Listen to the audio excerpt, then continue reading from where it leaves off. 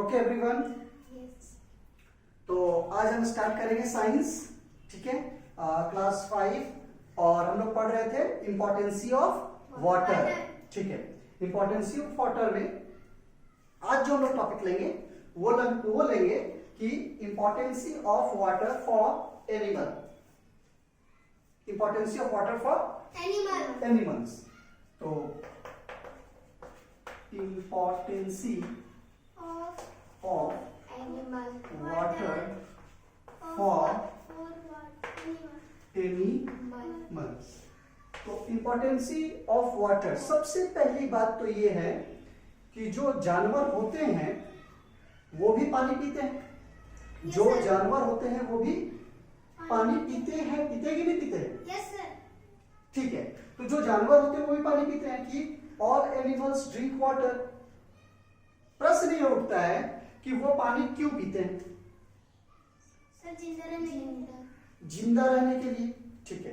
एक बात तो ये हो गई कि जब वो पानी पीते हैं, या हम लोग भी, अगर हमारी भी बात की जाए तो जो भी हम खाना खाते हैं, यस सर। खाना खाने के बाद हम पानी पीते हैं। Yes, क्यों? sir। क्योंकि वो जो फूड है वो फूड उस वाटर में घुल जाए, पानी में घुल जाए, और घुलने के बाद वो हमारे पूरे बॉडी में पहुंचे, और पहुंचने के बाद उस फूड में जो भी प्रोटीन है, कार्बोहाइड्रेट है, मिनरल्स है, विटामिन है, जो भी है, जो भी न्यूट्रिएंट्स है, वो सारे न्यूट्रिएंट्स मेरे बॉडी को मिले और हमारे बॉडी को फायदा पहुंचे। Yes sir. ठीक है, तो जो भी हम फूड लेते हैं वो फूड का जो न्यूट्रिएंट्स होगा, न्यूट्रिएंट्स मतलब उसके अंदर जो भी कार्बोहाइड्रेट हो, विटामिन हो, मिनरल्स हो या प्रोटीन हो, जो भी रहेगा वो किसके साथ घुल जाएगा? पानी के साथ।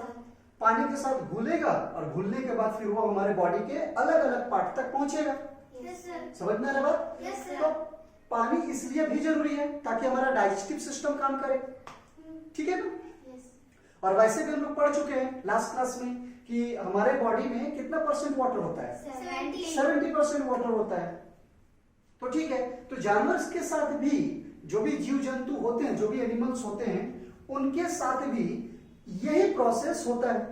अब इसको हम लोग लिखेंगे कि ऑल एनिमल्स ड्रिंक वाटर, एकदम आसान भाषा में लिखेंगे कि all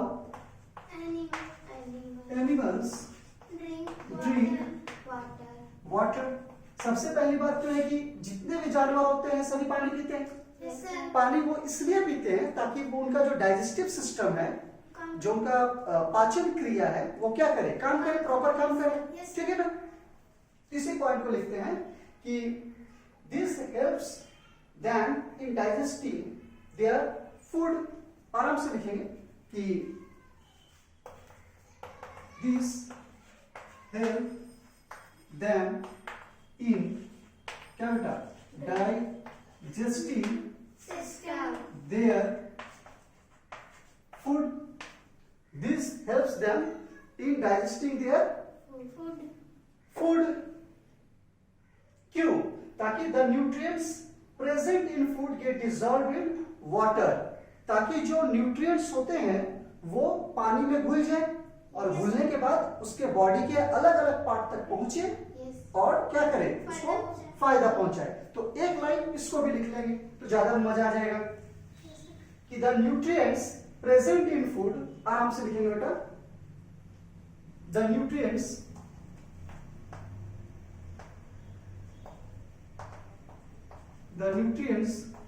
present in food. The nutrients क्या बेटा? Present in food. NUTRIENTS, थोड़ा सा NUTRIENTS, nutrient present in food get dissolved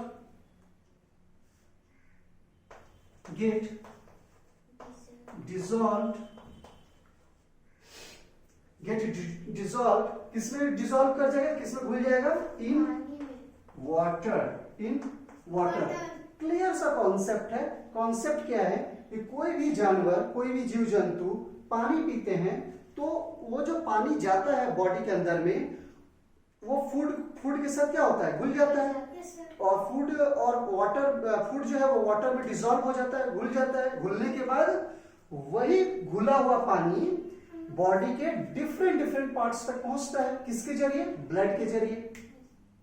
और इसको हम लोग सीनियर क्लासेस में भी पढ़ेंगे कि कैसे पहुंचता है और फिर हमारे बॉडी को फायदा पहुंचता है। ठीक है ना?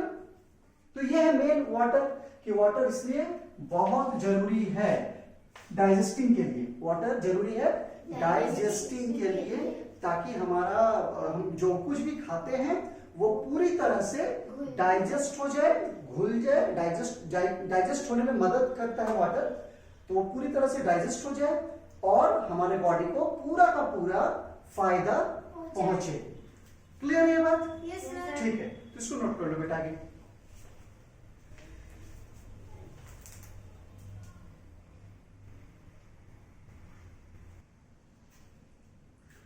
ठीक है बेटा, तो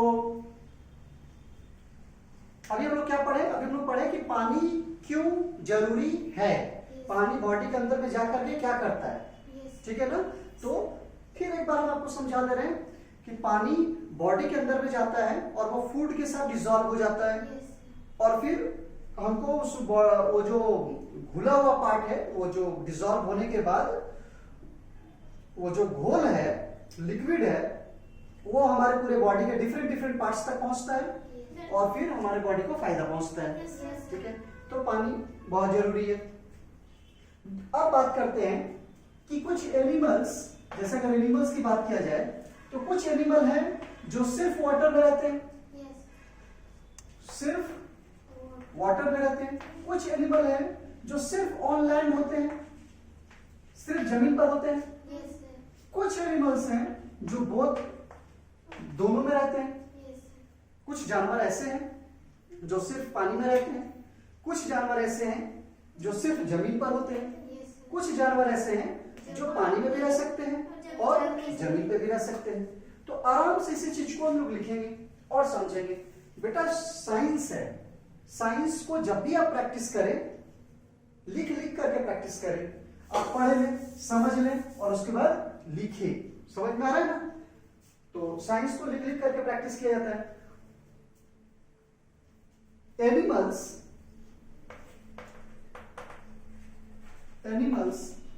living in water are called, animals living in water are called aquatic animals। क्या बोलते हैं बेटा? Aquatic animals. ठीक है,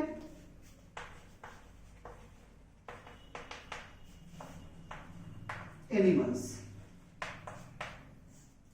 ये वैसे जानवर हैं, वैसे एनिमल्स हैं जो कहां रहते हैं? वाटर में, पानी में। इसका एग्जाम्पल आप खुद लिखेंगे नोट में। सोचिए कैसे, कौन सा जानवर है जो सिर्फ पानी में रहते हैं? जाहिर सा बात है मछली का नाम आ जाएगा, आएगा ना? चाहे वो कोई भी मछली हो, मछली का नाम आ जाएगा। तो ये भी है। तो बुक को फॉलो करें, बुक को थोड़ा पढ़ें और 2, 3, 4 एग्जाम्पल्स बुक से खोजकर यहां नोट करें। Yes sir. इस बहाने से आप बुक भी पढ़ लेंगे और आपको समझ में भी आ जाएगा। ठीक है? दूसरी तरफ कुछ एनिमल्स होते हैं जो दोनों में रह सकते हैं। Animals can live both, animals can live both. Both बोलने का मतलब in water and on land, मतलब पानी में भी और जमीन में भी, दोनों में रह सकते हैं। Yes sir. ऐसे एनिमल्स को कहते हैं बेटा, क्या बोलते हैं? एम्फीबियस एनिमल आर कॉल्ड, यहां पे लिख देते हैं एम्फीबियस एनिमल्स। थोड़ा सा हम AMPHIBIOUS एनिमल्स, AMPHIBIOUS। ठीक है, एम्फीबियस एनिमल्स। तो ये 2 तरह के जानवर हैं, एक जो सिर्फ पानी में होते हैं, दूसरी जो पानी में भी हो सकते हैं और जमीन में। जमीन में भी हो सकते हैं। तो इसके भी एग्जाम्पल्स आप बुक को फॉलो करेंगे। फॉलो करने के बाद 2, 3, 4 एग्जाम्पल्स इसके भी आप नोट में लिखेंगे। Yes sir. ठीक है, यस सर। चलो इसको नोट कर लो बेटा। सर हम देखते बोलो बोलो बोलो। सर हम लोग देखते नहीं। कौन सा? सर ये वाला क्या? बीच में आप उधर चले जाए थोड़ा सा।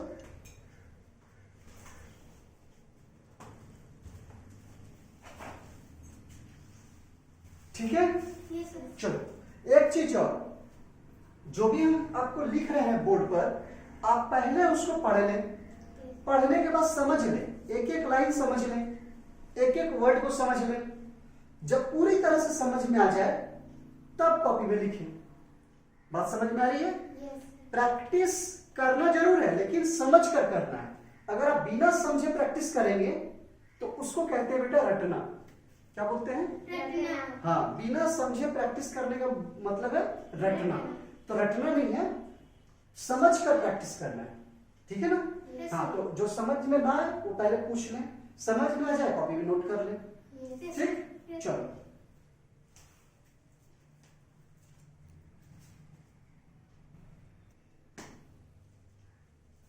ओके एवरीवन, तो अभी तक हम लोग समझे इंपॉर्टेंसी of water for animal.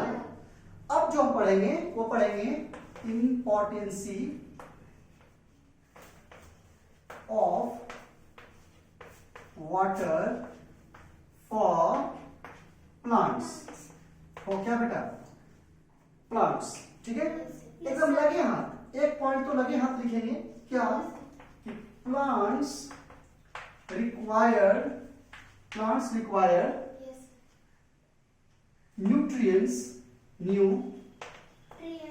nutrients for their, क्या मेरा बच्चा, ग्रोथ।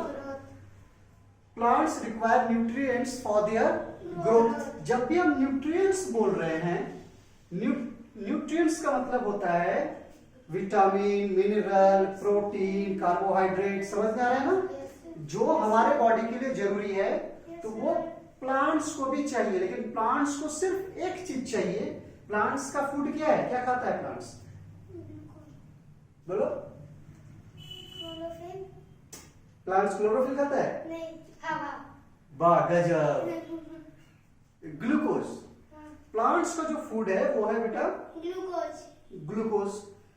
तो इसको हम लोग सीनियर क्लासेस में पढ़ेंगे कि क्या क्या प्लांट्स को चाहिए, क्या क्या प्लांट्स को नहीं चाहिए। फिलहाल plants require nutrients for their growth. Plants को बड़ा होने के लिए और तंदुरुस्त होने के लिए न्यूट्रिएंट्स की जरूरत पड़ती है। ठीक है, तो यहां भी वाटर का यूज आ जाएगा। लगे हाथ दूसरा पॉइंट क्या लिखेंगे बेटा? दूसरा पॉइंट एकदम बुक से देखकर आपको बताते हैं कि these nutrients get dissolved in water present in the soil। ये जो न्यूट्रिएंट्स है वो कहां जाकर घुल जाएंगे? पानी में। पानी में घुल जाएंगे। दिस न्यूट्रिएंट्स, एक काम करें बेटा, इसको आप लिख ले, पहले आराम से लिखो, एक पॉइंट करके लिखो, कोई गड़बड़ी नहीं है।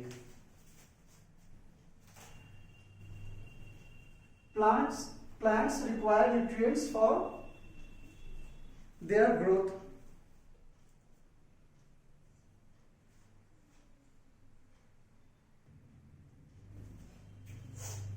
ठीक है, तो लिख लिया। Yes sir. तो प्लांट्स को भी रिक्वायरमेंट होता है, प्लांट्स को भी रिक्वायर होता है न्यूट्रिएंट्स का, ताकि वो ग्रोथ कर सके। और इसके लिए उसको चाहिए पानी, वाटर, है ना? तो लिखेंगे these nutrients dissolved in water, कहां बेटा? वाटर कहां होते हैं? Present in soil. जो प्लांट्स होते हैं बेटा, ये देख लो, ये देख लो, ये जो सॉइल होता है, जो बारिश का पानी आया, बारिश होती है ना? बारिश होती है, तो बारिश होने से इस सॉइल में क्या हो जाता है, पानी जमा हो जाता है। जो जड़ होता है, जड़ के अंदर में पानी जमा हो जाता है। या फिर अगर अगल बगल में तालाब है तो वो पानी, वो जो जड़ है, वो जो सॉइल है, वहां से उस पानी को क्या करता है, खींच लेता है, ऑब्जर्व कर लेता है, और फिर वो पानी रूट्स के जरिए, ठीक है, या जो प्लांट्स है उसके अदर पार्ट के जरिए उनको वो जो वाटर है वो कहां तक पहुंचता है, पत्तों तक, और वहां से फिर प्लांट्स अपना यूज करना स्टार्ट कर देता है। तो समझ गए? तो these nutrients dissolve in water present in soil and plants absorb water। अगर हम लिखना चाहें तो बेटा इसको मिटाते हैं, ठीक है।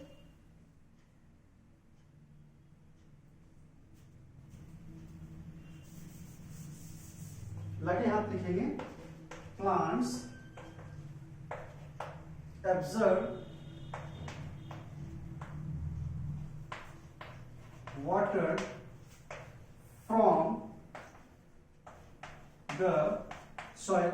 और जो प्लांट्स होते हैं बेटा, जो प्लांट्स होते हैं, ये प्यारा सा प्लांट, ये रूट्स है, ये जो प्लांट्स होते हैं ये एब्जर्व कर लेते हैं वाटर को, कहां से, सॉइल से, ठीक है, सोख लेते हैं, खींच लेते हैं। कैसे सोखते हैं, कैसे लेते हैं, ये आप सीनियर क्लासेस में पढ़ेंगे, ठीक है ना। तो इसको नोट कर लीजिए। सर पत्ता नहीं रहेगा। हाँ बेटा, डायग्राम देखो बेटा, साइंस में डायग्राम बनाना चाहिए। तो नोट, जब आप नोट तैयार करेंगे तो वहां आपको जहां लगेगा कि यहां पर डायग्राम बनाया जा सकता है, आप जरूर बनाएं, ठीक है। सर नोट में। हाँ, नोट में आपको जहां लगेगा कि यहां पर डायग्राम बनाना चाहिए या हम बना सकते हैं डायग्राम, तो जरूर बनाइएगा, ठीक। चलो नोट करो इसको।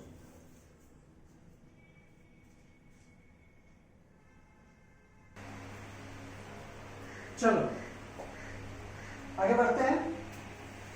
तो प्लांट्स को वाटर चाहिए, प्लांट्स को वाटर चाहिए अपने ग्रोथ के लिए, ठीक है।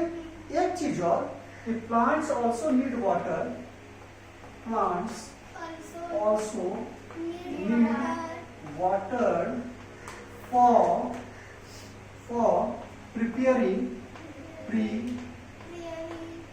Preparing food। Plants also need water for preparing food। खाना बनाने के लिए भी प्लांट्स को वाटर चाहिए, इसके बिना वाटर खाना नहीं बना पाएगा, ठीक है। इसके पीछे बहुत मजेदार कहानी है जो आपको जरूर सुनाएंगे। इस प्रोसेस को बोलते हैं फोटोसिंथेसिस। इस जो खाना बनाने का जो प्रोसेस है इसको बोलते हैं फोटोसिंथेसिस। तो फिलहाल आप ये जानिए कि प्लांट्स जो है उनको, प्लांट्स को पानी चाहिए ताकि प्लांट्स खाना बना सके। क्लियर की नहीं? बात समझ आ रही है? Yes sir. ठीक है, तो इस पॉइंट को भी बेटा नोट कर लो अच्छे से। Yes sir.